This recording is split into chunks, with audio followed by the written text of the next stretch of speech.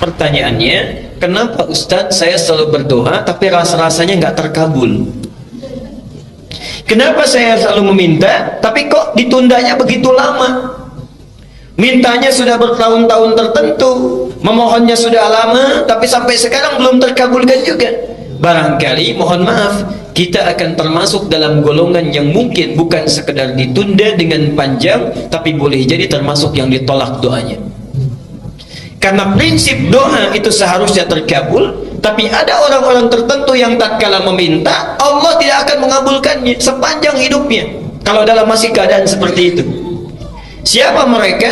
Bagaimana supaya kita menghindarinya? Dan hebatnya, mohon maaf, sekhusyuk-khusyuknya antum berdoa, meminta bahkan setelah tahajud, kalau memiliki sifat ini, bahasa hadisnya sampai kapanpun gak akan pernah dijawab. Jadi nanti kita akan evaluasi kalau ada di antara kita saat ini yang sering kali berdoa meminta padahal sudah menangis, bangun sholat tiap malam, boleh jadi belum terkabul atau tidak terkabul karena punya sifat-sifat yang mungkin kita akan tampilkan. Bapak dan Ibu sekalian, di antara sunnah Nabi setelah kita tahajud, kemudian kita duduk khusyuk beristighfar, lalu memohonkan hajat kita kepada Allah Subhanahu wa Ta'ala yang ingin kita mohonkan. Penting diketahui, sebelum kita memohon kepada Allah, ada sunnah Nabi yang lain terkait dengan adab-adab berdoa. Bagaimana supaya berdoa itu mudah sampai kepada Allah, cepat diterimanya, dan langsung dikabulkannya. Baik. Bagian yang pertama, ini sunnah Nabi-nya. Hendaklah setiap orang yang berdoa mempersiapkan perangkat dirinya dengan halal dan baik. Saya ulang, hendaknya setiap orang yang akan berdoa mempersiapkan perangkat dirinya. Perangkat diri itu berarti pakaiannya, ya. Kemudian apa yang dia kenakan, apa yang dia makan, ya, apa yang ada di sekitarnya. Jadi sebelum berdoa pastikan dulu itu halal, pastikan baik, ya. Jadi jangan sampai misalnya antum berdoa sudah menangis terseduh-seduh, disebut nama Allah Asmaul Husna, dipanjatkan di pertengahan malam, tapi pakaiannya haram, makanannya haram, yang dikenakannya haram, sajadahnya haram. Bagaimana bisa dijawab itu? Apa dalilnya? Hadis riwayat Muslim nomor hadis 1051 di Al-Arba'in nomor ke-10. Hadisnya dari Abu Hurairah. An Abi Hurairah radhiyallahu anhu qala. Hadis ini disampaikan dari Abu Hurairah, semoga Allah memberikan ridha kepadanya. Qala Rasulullah sallallahu alaihi wasallam, Rasulullah sallallahu alaihi wasallam pernah bersabda, "Innallaha thayyibun la yaqbalu illa thayyiban." Sungguh Allah itu maha baik, sifatnya baik, keadaannya baik. Karena Allah itu sifatnya baik, maka tidak akan pernah menerima apapun kecuali dari yang baik-baik, ya. Jadi ingat, doa itu sangat suci, akan berlabuh di tempat yang suci. Allah yang maha suci tidak akan menerima doa itu yang berasal dari yang tidak suci. Jadi sebelum antum berdoa, sucikan dulu diri kita, sucikan perangkat kita, apa yang kita kenakan, apa yang kita gunakan. Kemudian Nabi menyampaikan, wa innallaha amaral mu'minina bima amara bihil mursalin, dan Allah memerintahkan kepada orang-orang yang beriman dalam hal berdoa seperti perintahnya kepada para rasul yang diutus. Kenapa doa disandingkan dengan iman? Ingin menunjukkan pesan bahwa satu, hanya orang yang punya keimanan yang kuat yang mau khusyuk berdoa kepada Allah. Artinya kalau antum dalam hidup tidak pernah berdoa, ada sesuatu yang salah dalam imannya. Dan yang terakhir, perhatikan, setelah membacakan dua ayat Quran, ada yang menarik. Thumma dzakara rajula, kemudian mengisahkan tentang kisah seorang laki-laki. Yutilus safar, dia menempuh perjalanan yang panjang. Di antara syarat diijabah doa dengan cepat, orang yang dalam keadaan safar. Karena itu saya sangat mohon sebesar-besarnya, kalau ada orang yang sedang safar, awas beda ya, antara safar dengan zahab itu lain. Kalau zahab itu perjalanan kurang lebih di bawah 82 km itu zahab. Jadi kalau Bapak Ibu menempuh perjalanan di bawah 82 km, 0 sampai 82, itu zahab namanya. Zahaba yadhabu. Ana al-yaum adhab ila Jami' al-Azhar. Saya hari ini akan pergi ke Masjid Al-Azhar. Dekat ya, nggak sampai 80 kilo. Itu zahab. Tapi kalau lewat dari situ, apalagi panjang sekali, sudah zona waktunya berubah, itu disebut dengan safar. Safar, orangnya disebut dengan musafir. Nah, kalau orang sudah musafir, sudah safar, berlaku beberapa ketentuan hukum. Satu, boleh dia menjamak, bahkan boleh dia qasar. Lihat An-Nisa misalnya di ayat 101 disebutkan di sana, wa idza darabtum fil ardi falaysa 'alaikum junahun an taqsuru minas shalah. Kalau Anda bepergian di muka bumi dengan jarak yang cukup jauh, tidak ada dosa kalau ingin mengqasar salat. Yang kedua, ini yang paling hebat, dan ini yang harus betul-betul kita renungkan dan praktekkan. Dalam keadaan safar itu, Allah akan cepat mendengar dan mengabulkan doa yang dipanjatkan. Jadi kalau Bapak Ibu sedang safar, daripada banyak membicarakan hal yang tidak perlu, lihat sana sini dikomentari, kadang-kadang menggosipkan orang lain, tinggalkan yang tidak penting. Kenapa tidak diisi dengan zikir dan doa? Barangkali cara Allah saking sayangnya kepada kita, orang lain doanya belum dikabulkan, ibu bapak dibuat safar supaya saat safar itu Allah mengabulkan doa yang belum terkabul itu. Jadi kalau ada yang ingin sedang umrah, berangkat umrah, atau perjalanan dari sini ke Jawa, ke Sumatera dan sebagainya, saat di pesawat, di kereta, di bis, ayo perbanyak doa. Barangkali itulah cara Allah untuk mengabulkan doa kita. Ya, subhanallah. Itu bagiannya yang pertama. Nah, orang ini sudah memenuhi syarat yang pertama, doanya mesti terkabul, yultilus safar. Tidak cukup dengan itu, asy'atha aghbara. Dan subhanallah, saking capeknya sampai pakaiannya sudah kumal, wajahnya sudah berantakan penuh dengan debu. Jadi orang ini datang jauh-jauh untuk berdoa mendekat kepada Allah. Satu perjalanan yang dikabulkan, safarnya, doanya cepat dikabulkan oleh Allah, adalah perjalanan yang diniatkan karena Allah subhanahu wa ta'ala. Tapi ada satu perjalanan hebat yang bukan safar, ya, walaupun dekat, tapi kalau kita berdoa saat itu dikabulkan doanya oleh Allah subhanahu wa ta'ala. Itulah perjalanan orang yang menuntut ilmu. Jadi saat Bapak Ibu berangkat dari rumahnya sampai ke majelis ilmu, sampai kembali lagi, itu subhanallah, malaikat sedang menanti kita mau minta apa itu sama Allah. Saat kita mau minta, malaikat mengaminkannya. Hadisnya sahih di 3 hadis utama. Hadis Muslim nomor hadis 1389, At-Tirmidzi nomor hadis 2682, Ibnu Majah nomor hadis 219. Hadisnya dari Abu Darda. Ini ada orang yang jalan kaki dari Madinah datang ke Syam, ke Syria, Damaskus, ya. Sekarang Syria, Palestina, Jordania, Syria disebut dengan Syam, ya, dulu. Datang ke sana karena mendengar informasi ada sahabat Nabi Abu Darda, Umar nama aslinya, ya. Darda itu laki-laki perempuan. Tuh, kita sudah keliru. Laki-laki perempuan? Laki-laki, tuh sudah keliru kan? Saya ulang sekali lagi, laki-laki perempuan? Perempuan. Tahu dari mana? Pastikan dulu, kita lihat dulu sumbernya, ya. Ingat, Imam Muslim pernah membuat kitab di Sahih Muslim, ya, babnya namanya Kitabul Masaqat, bab al-isnadu minad din. Kalau belajar apa-apa ditelusuri dulu ilmunya dari mana, sumbernya dari mana. Darda itu bukan laki-laki tapi perempuan. Jadi sahabat Nabi ini asalnya orang yang sangat kaya, punya toko banyak, melimpah hartanya. Saat Nabi datang belum masuk Islam. Singkatnya satu kali, subhanallah, singkatnya beliau masuk Islam, berubah menjadi zuhud, ya. Segala hartanya disedekahkan, mendekat kepada Allah, subhanallah. Harta yang dia kumpulkan digunakan untuk kepentingan Allah dan Rasulnya. Dan yang paling hebat ada 2 hal. Satu, punya teman karib yang selalu menunjukkan kepada kebaikan. Ini contoh bagi kita. Silahkan nanti lihat di Riyadhus Shalihin, itu ada pembahasannya. Teman karibnya Salman Al-Farisi. ada bab Imam An-Nawawi menempatkan hadis ini, menyampaikan bab 31 kalau tidak keliru. Salman berkunjung ke rumah Abu Darda. Saat itu Abu Darda sedang puasa. Ketika Salman disuguhi, kata Abu Darda, silahkan makan. Kata Salman, kenapa engkau tidak makan? Saya puasa, saya tidak akan pernah makan sebelum engkau juga makan bersama saya. Ada banyak kisah yang bisa kita gali itu. Nah, Abu Darda ini kenapa disebut dengan Abu Darda?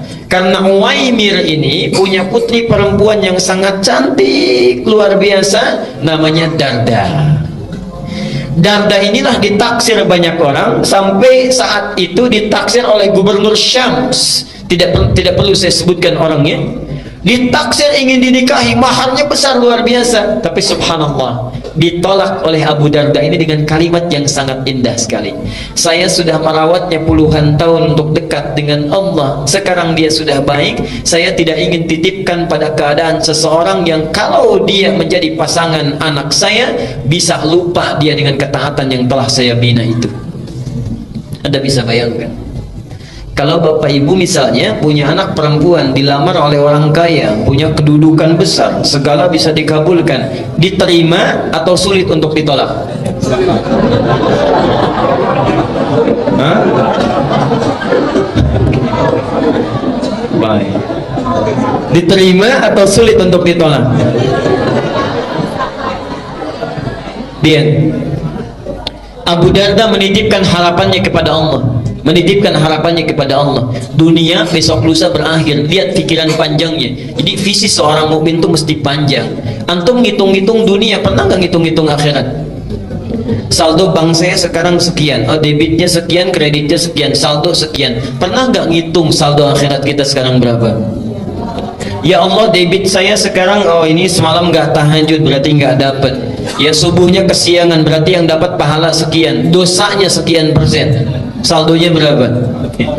Orang cerdas itu, makanya disebut oleh Quran tuh ulul albab. Ulul albab itu yang bukan cuma hitung-hitung dunia, tapi pikirannya langsung tersambung ke alam akhirat. Visinya jauh.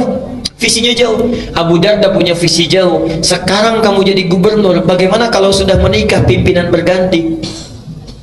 Jauh visinya.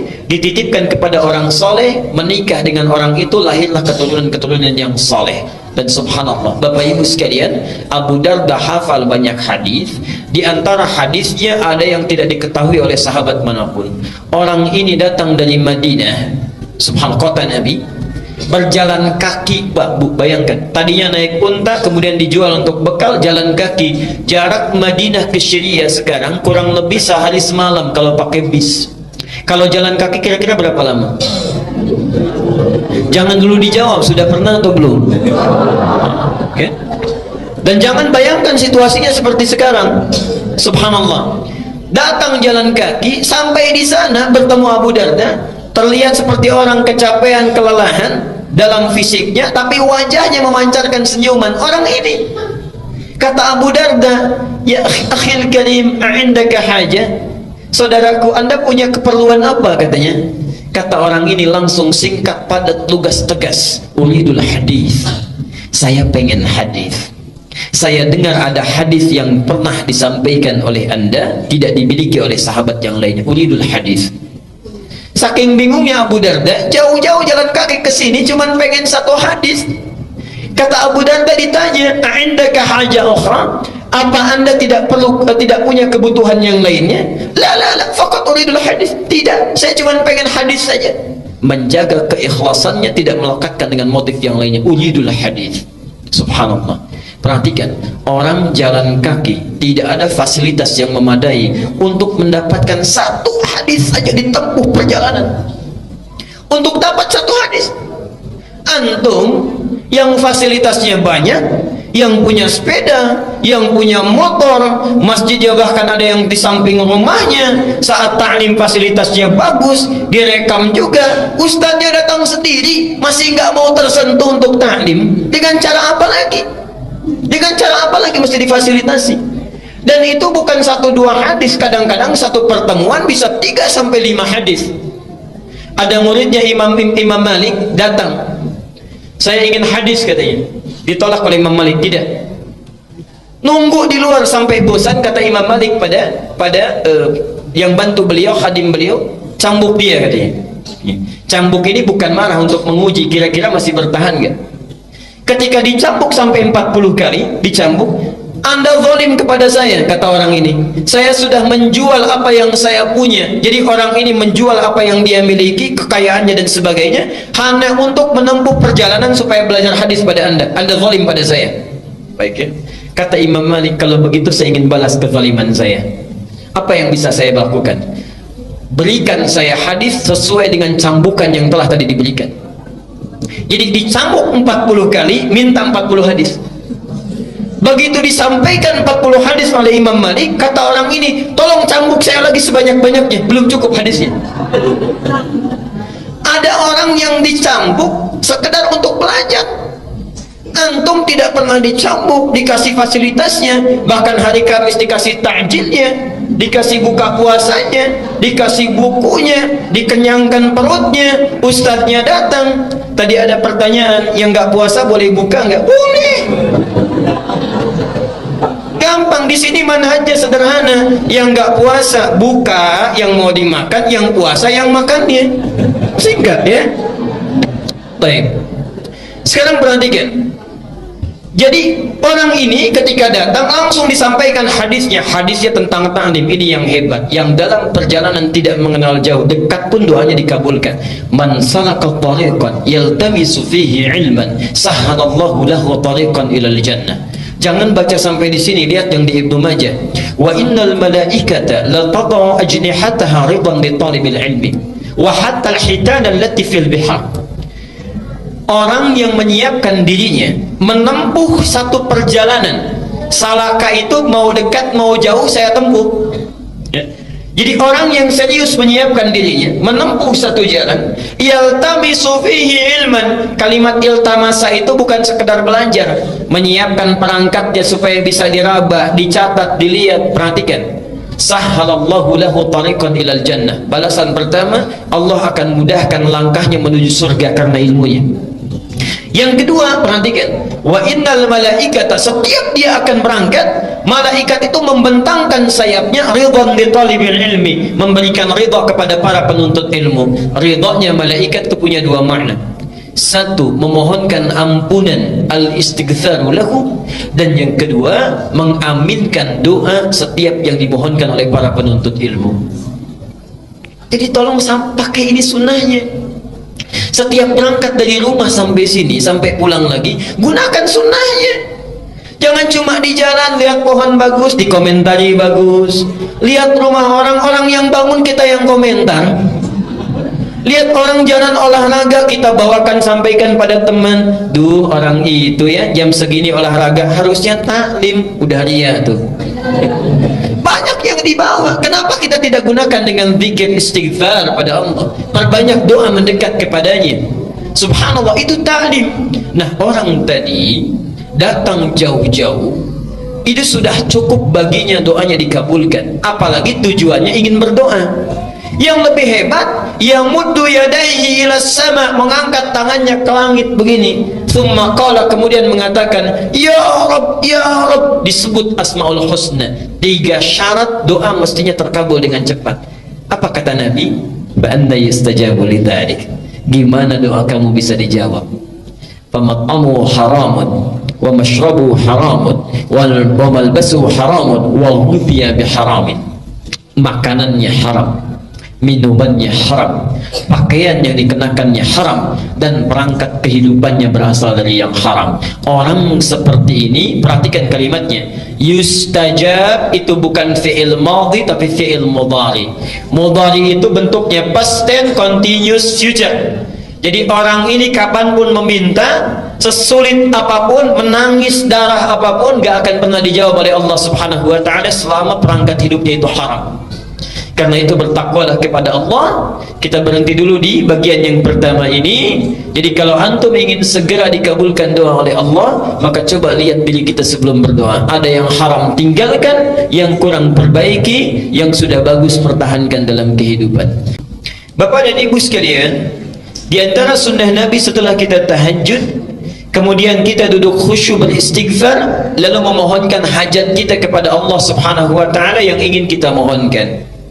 Penting diketahui, sebelum kita memohon kepada Allah, ada sunnah Nabi yang lain terkait dengan adab-adab berdoa.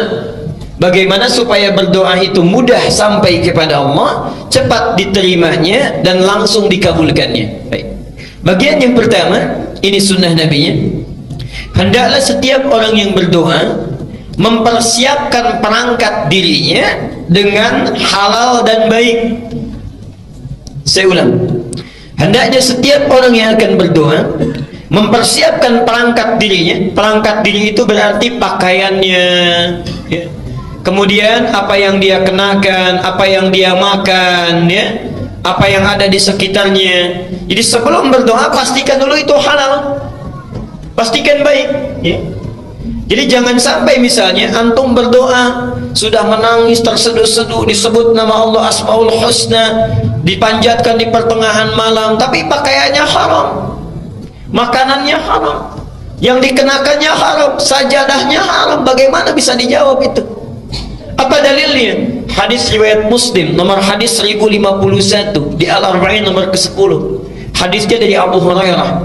An Abi Hurairah radhiyallahu anhu qala. Hadis ini disampaikan dari Abu Hurairah, semoga Allah memberikan ridha kepadanya.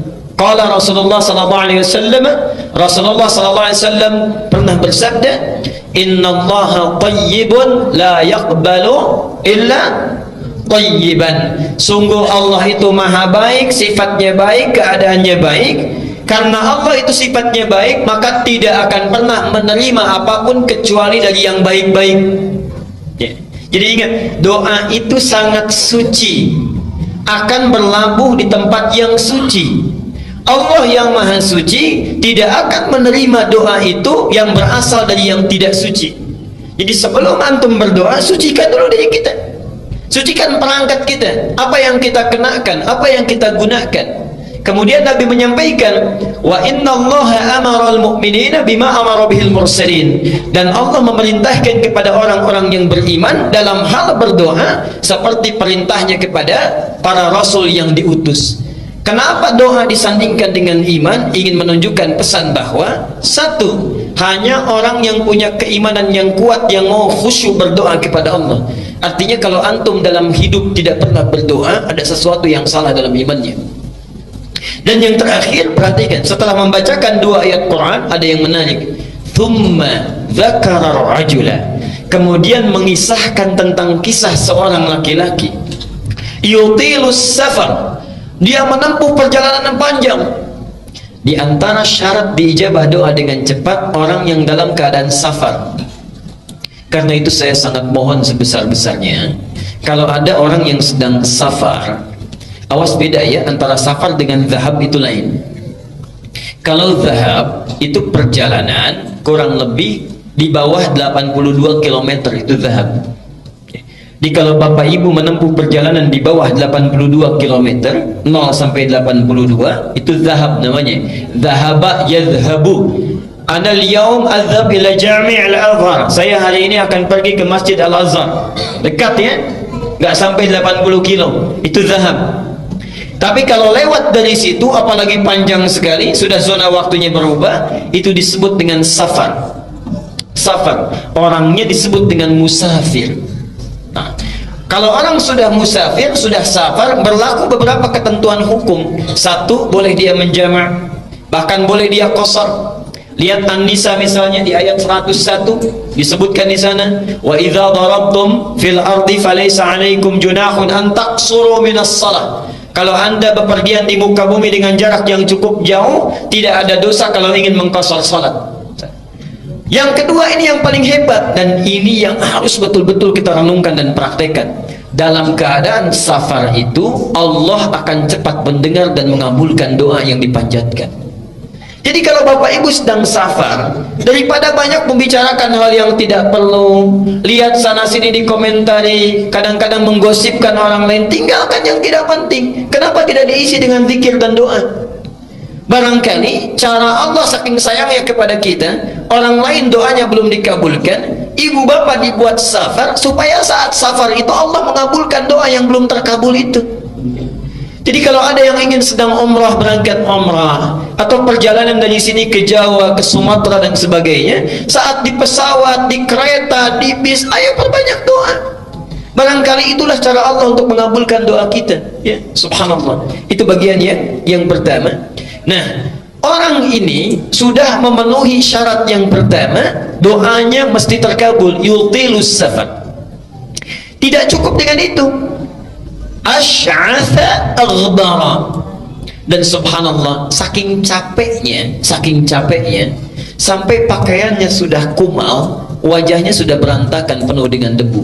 Jadi orang ini datang jauh-jauh untuk berdoa mendekat kepada Allah. Satu perjalanan yang dikabulkan, safarnya, doanya cepat dikabulkan oleh Allah adalah perjalanan yang diniatkan karena Allah subhanahu wa ta'ala. Tapi ada satu perjalanan hebat yang bukan safar, ya, walaupun dekat, tapi kalau kita berdoa saat itu dikabulkan doanya oleh Allah subhanahu wa ta'ala. Itulah perjalanan orang yang menuntut ilmu. Jadi saat bapak ibu berangkat dari rumahnya sampai ke majlis ilmu, sampai kembali lagi, itu subhanallah, malaikat sedang menanti kita mau minta apa itu sama Allah. Saat kita meminta, malaikat mengaminkannya. Hadisnya sahih di 3 hadis utama. Hadis Muslim nomor hadis 1389, At-Tirmidzi nomor hadis 2682, Ibnu Majah nomor hadis 219. Hadisnya dari Abu Darda. Ini ada orang yang jalan kaki dari Madinah datang ke Syam, ke Syria, Damaskus, ya. Sekarang Syria, Palestina, Jordania, Syria disebut dengan Syam, ya, dulu. Datang ke sana karena mendengar informasi ada sahabat Nabi Abu Darda, Umar nama aslinya, ya. Darda itu laki-laki perempuan. Tuh, kita sudah keliru. Laki-laki perempuan? Laki-laki, tuh sudah keliru kan? Saya ulang sekali lagi, laki-laki perempuan? Perempuan. Tahu dari mana? Pastikan dulu, kita lihat dulu sumbernya, ya. Ingat, Imam Muslim pernah membuat kitab di Sahih Muslim, ya, babnya namanya Kitabul Masaqat, bab al-isnadu minad din. Kalau belajar apa-apa ditelusuri dulu ilmunya dari mana, sumbernya dari mana. Darda itu bukan laki-laki tapi perempuan. Perempuan. Jadi sahabat Nabi ini asalnya orang yang sangat kaya, punya toko banyak, melimpah hartanya. Saat Nabi datang belum masuk Islam. Singkatnya satu kali, subhanallah, singkatnya beliau masuk Islam berubah menjadi zuhud, ya.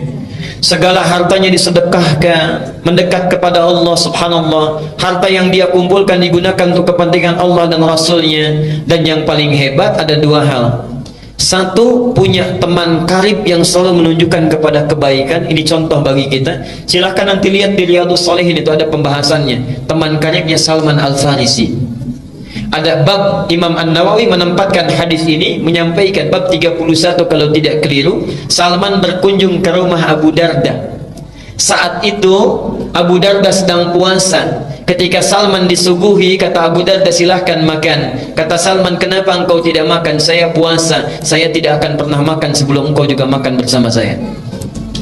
Ada banyak kisah yang bisa kita gali itu.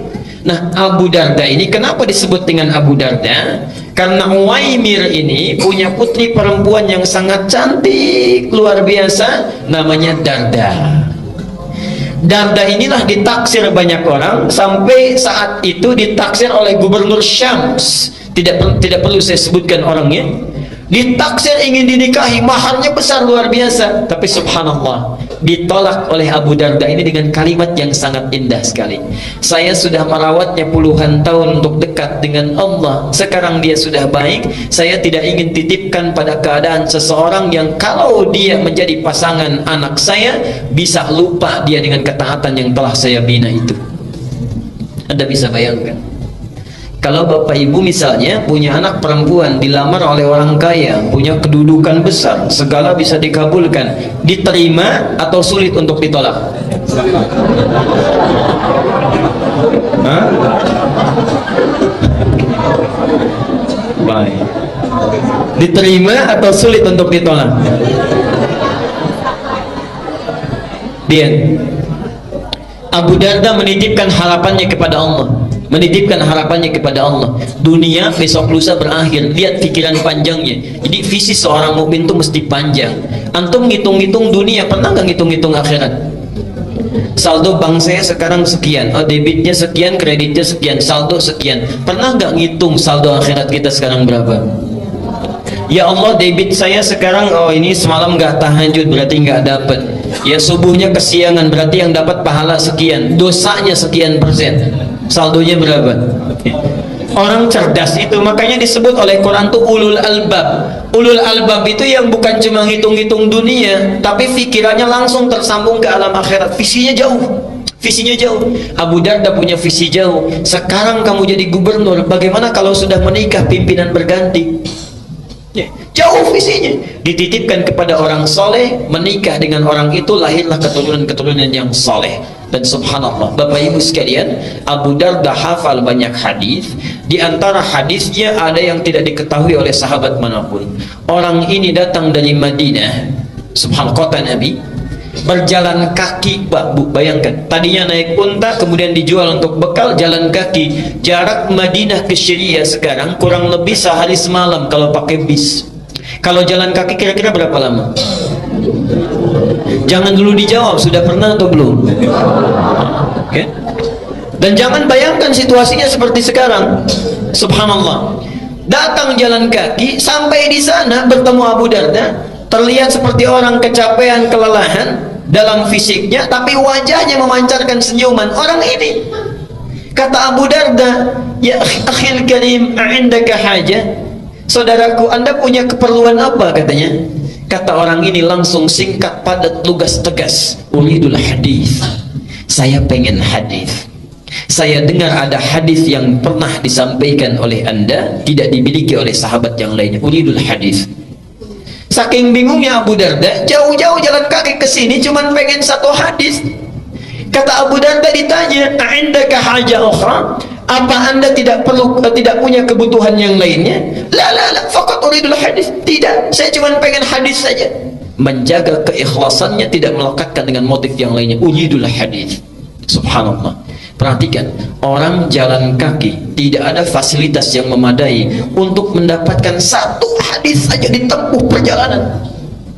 Untuk dapat satu hadis, antum yang fasilitasnya banyak, yang punya sepeda, yang punya motor, masjidnya bahkan ada yang di samping rumahnya, saat ta'lim fasilitasnya bagus, direkam juga, ustadznya datang sendiri, masih nggak mau tersentuh untuk ta'lim. Dengan cara apa lagi? Dengan cara apa lagi mesti difasilitasi? Dan itu bukan 1-2 hadis, kadang-kadang satu pertemuan bisa 3-5 hadis. Ada muridnya Imam Malik datang, saya ingin hadis katanya. Ditolak oleh Imam Malik, tidak. Nunggu di luar sampai bosan, kata Imam Malik pada yang bantu beliau, khadim beliau, cambuk dia katanya. Cambuk ini bukan marah, untuk menguji kira-kira masih bertahan nggak. Ketika dicambuk sampai 40 kali, dicambuk, Anda zalim kepada saya, kata orang ini. Saya sudah menjual apa yang saya punya. Jadi orang ini menjual apa yang dia miliki, kekayaannya dan sebagainya, hanya untuk menempuh perjalanan supaya belajar hadis pada Anda. Anda zalim pada saya. Baik ya. Kata Imam Malik, kalau begitu saya ingin balas kezaliman saya. Apa yang bisa saya lakukan? Berikan saya hadis sesuai dengan cambukan yang telah tadi diberikan.